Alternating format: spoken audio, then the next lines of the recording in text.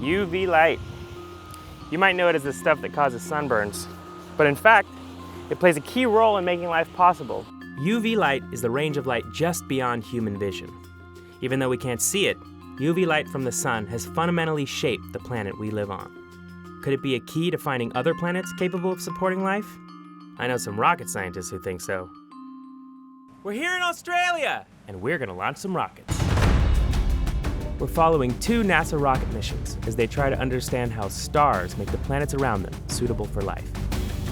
I'm Miles Hatfield, and in this episode, we're exploring how ultraviolet light can make or break a planet's ability to support life.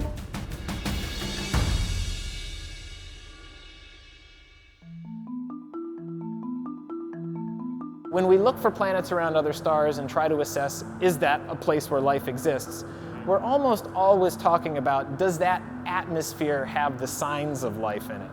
And so that means things on Earth like, do we have molecular oxygen? Does it have ozone? Does it have methane in the atmosphere? These special gases are what scientists call biomarkers, the traces of life we leave behind on our planet. But, Kevin told me, what counts as a biomarker on Earth might not for a planet orbiting a different kind of star. A lot of it depends on how much UV light the star emits, or what scientists call its UV flux. There are kind of 2 big things that UV light does to a planet's atmosphere. One, it drives photochemistry in the atmosphere. So Earth's atmosphere is a combination of things that happen photochemically and things that happen biologically and then float up. Our ozone layer is a great example. About 2.5 billion years ago, bacteria in Earth's ancient oceans had just become the first photosynthesizers. In other words, as those little guys broke wind, Earth's atmosphere started filling up with oxygen. Don't think too hard about that. UV light split those oxygen molecules apart, allowing some of them to recombine into ozone. The other one is that ultraviolet light drives what we call atmospheric escape, and that's kind of as simple as it sounds. If the star has enough ultraviolet flux, it heats up the atmosphere, and if the atmosphere gets hot enough, that atmosphere will become gravitationally unbound to the planet and escape. Believe it or not, this happened on Earth too. About 4.5 billion years ago, when Earth was just a wee baby planet, its original atmosphere was mostly made of hydrogen and helium.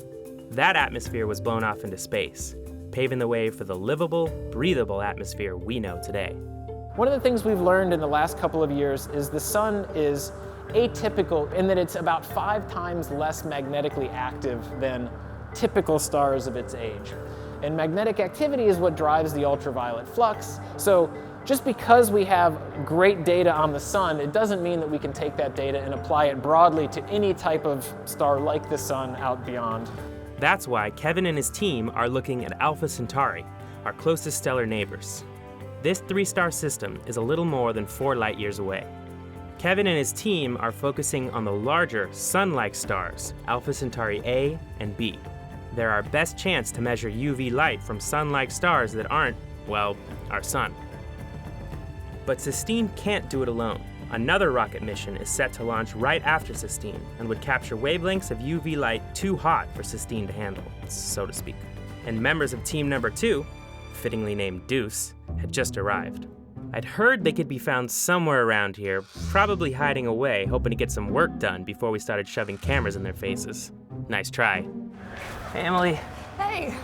Your team, Deuce and SISTENE, are both measuring ultraviolet light. So what's the difference between the things you're measuring? What are you studying differently? So Deuce measures the extreme ultraviolet, which is a very energetic form of light, and SISTENE is measuring far ultraviolet light, so a little bit less energetic, longer wavelengths, and we have a little overlap in our spectrum so that we can actually have a much broader spectrum than either of us would get alone. I see. Yeah. Okay, so like overlap to just check that, like, okay, I'm seeing the same thing in that region of overlap as you are, and then we can calibrate together. Exactly. Got exactly. it. I see.